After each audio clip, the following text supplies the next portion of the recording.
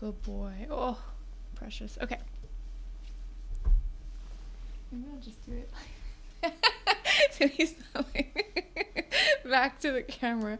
Okay. Let's talk about engagement ring trends for 2026. We are a little bit late to start the year. However, I do think it's always a fun topic. It's one of our favorite videos from you guys. So let's just jump right into it. So we're going to cover stones, the different cuts, the different designs, different styles of settings, and also the metal options. So if ever there's a topic that's more interesting for you, you can always just use the timestamps in the video to like scoot on over. All right, so number one, we have stones. So every, I would say 2 to 3 years, we're seeing a change in popularity in stones. I would say this year, we're seeing a huge influx for light pinks, specifically light pink sapphires. We have been getting so many requests for that, as opposed to, let's say 2 years ago, we were seeing a lot of teals and greens.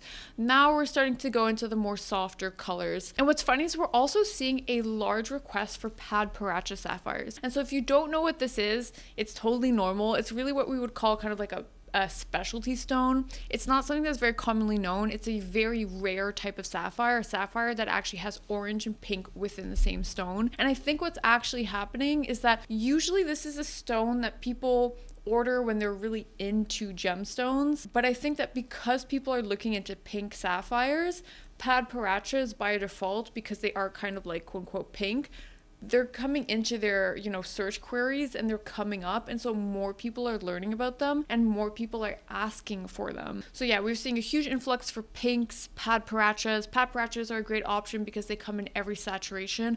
Obviously, the more popular options are always the paler stones. So we're seeing a lot of pale pinks, a lot of pale Padparadschas where they're more orange or more, pink. They're still very light shades. Very rarely do we see strong saturations. And that is kind of like the flow throughout all of the stones this year. Even when we're getting a large request for, let's say, like blue sapphires, they always tend to be a little bit paler than the royal blue because they're easier to wear. Number 2, we have cuts. Recently, we've been seeing a huge increase for Marquise. I don't know if it's because of, Selena Gomez just getting married and she had a beautiful Marquise set on a rose gold ring. I don't know, that's why people are getting a little bit more interested in them, but we're getting a lot of requests. Still ovals, for the last 2 years, ovals, even 3 years have been going strong.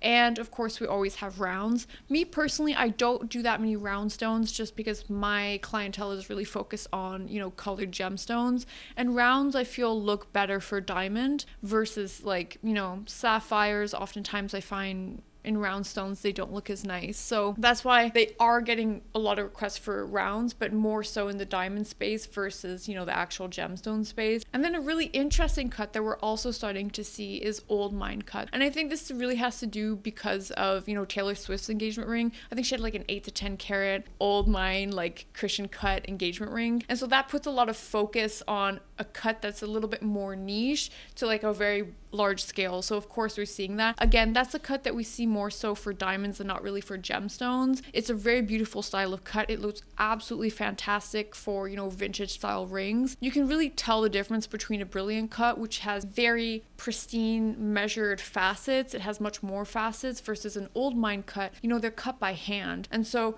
they have much more uneven facets. The facets are much bigger. They're also stones that tend to be a little bit more yellow in color, and so they have that very warm, kind of dreamy feeling to them. So I do find it exciting that people are starting to find more appeal to these styles of cuts because, yeah, it really does make for like a beautiful piece. The only thing is that true old mine cuts, they're not being cut anymore. These were stones in the 1800s. You kind of have to do a little bit of digging because what's on the market is kind of what's left. You can find a lot more companies today that are cutting diamonds in these styles of cuts, but I still feel that it's not as dreamy as the real authentic one. So if you are looking for an old mine cut, you have to be a little bit more patient because sometimes these stones can be a little bit harder to find because it's a little bit more of like an Easter egg hunt. And actually, speaking of diamonds, oh my god. Oh no. Oh no, Yusuf, where'd it go?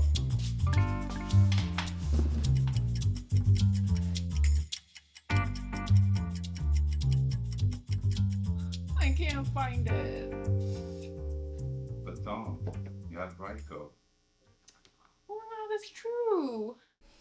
Thank God we have BriteCo. I completely forgot. So if you don't know what BriteCo is, it's a jewelry and insurance provider. Usually you guys are on my channel because you are looking for an engagement ring. So this is a really good brand to know. They're a brand that covers, loss, theft, damage, and even mysterious disappearances, which not a lot of companies cover. BriteCo is also a company that offers some of the lowest premiums. Their rates go from anywhere of like 0.5% to 1% of the cost of the engagement ring. So that's really, really low compared to other brands who offer, somewhere like over 2%. That's a really good coverage to have. And not only do they offer premiums to cover the entirety of the ring, they actually offer 125% coverage. This is something that's really interesting because, having been in the engagement ring space for over a decade, you have to understand that prices always go up. If you ask your grandmama how much she paid for her 3-carat ring like 70 years ago, she probably paid 2 raspberries and a peanut, you know what I'm saying? But today, if she had it reevaluated, it'd be significantly more. And so that's why that 125% is to, cover that increase over the years of the value of your piece. So that is really an excellent premium to have. They also have a no preferred network. And what that means is that they're not making you work exclusively with the jewelers that they have vetted. So a lot of insurance companies will deem that you can only work with certain jewelers. BriteCo doesn't. And that's really important because, a lot of us are getting custom design ring today.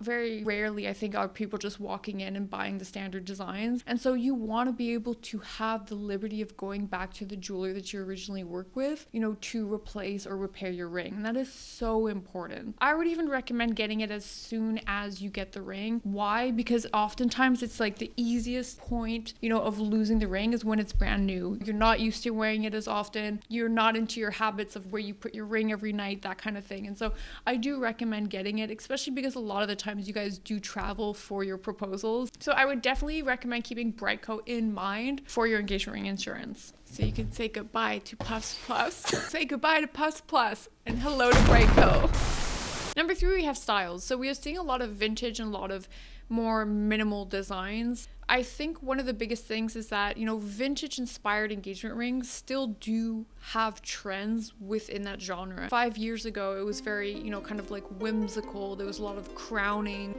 of the diamonds in the vintage inspired space. Pappy, you want to go down? If you made it this far in the video, give it a little heart so I can say thank you for watching because it does mean a lot. We used to see a lot more, milligrain, like the little beadwork along. We're not seeing kind of any of that. It's vintage styles that, are either pulling more art deco, so more geometric and kind of like bold lines and very simple and elegant, or we're seeing more vintage, but just again, much more minimal. There's often a little bit of like floral detailing, but like no filigrane, no heavy detailing. Still seeing cat claw prongs, still seeing multiple prongs, but again, very, very minimal. And also we're seeing a lot more, thickness. 5 years ago in the early 2020s, it was all about having your ring as dainty as possible. Clients didn't want to see any metal. All they wanted to see was diamond. There was a lot of diamond pave, a lot of solitaires. That was really like the style of the early 2020s. Now people are wanting much thicker bands again, which personally I do prefer in terms of even just a structural point of view. I used to get requests for bands that were like 1.3 millimeters thick. Like, do you know how thin that is? Like, it is so thin, right? But everybody wanted thin, which is really not a good idea. People now are moving away from that completely. They're choosing, easily 2.5 to 3 millimeter thicknesses of bands. Just having bezels adds a lot more metal to the piece. So things are overall just much thicker, much lower, just more minimal overall. So this ties into our 4th section, which is styles of setting. So again, in the early 2020s, everybody wanted their ring to be mounted so high. Like you would see rings just like floating on top of the finger. Partially that was because of the hidden halo trend, right? So you had the diamonds around the hidden halo underneath the center stone. So a lot of the times the settings were made higher in order to see those hidden halos, or like the petal prongs, or like the more elaborate detailing under the stone overall. But we're not really seeing that anymore. Like I haven't gotten a request for a hidden halo in actually quite a long time, which is kind of funny in terms of like contrast. So the styles of setting now are basically as low as you can go. Like everybody's asking for comfort. Everybody's asking for rings that they can wear every single day. That's a lot more minimal. It also has to do with, the fact that bezels are really in. And so anytime you have a bezel, well, it's going to be set low to the finger. And so that's really the different style that we're seeing. as well as just bezels. Like people are very comfortable with the idea of not having prongs, especially, you know, when we're talking about like that vintage art deco that we just mentioned. You cannot attain the same look with prongs that you can with having a bezel that really accentuates the shape of the stone, right? It's not going to have the same dramatic look at all. So I think that's also one of the reasons why we're seeing, you know, a lot of bezels and metalwork for this style. And for stones, we're also seeing a lot of horizontal settings. So in the beginning, we talked a lot about, you know, cuts that were trending. So we have a lot of elongated cuts like Marquise, elongated cushions.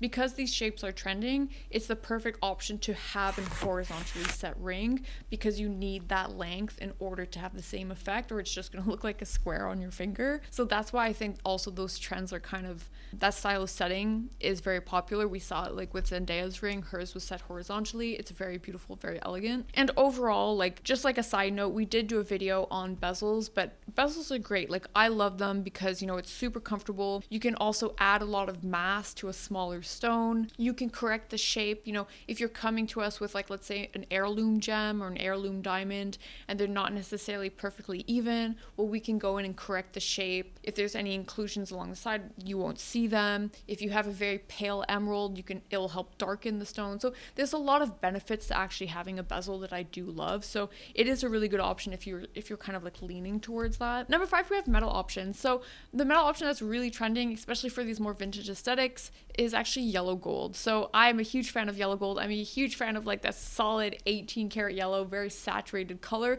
because it makes the gemstones really, really pop. So I'm definitely loving this.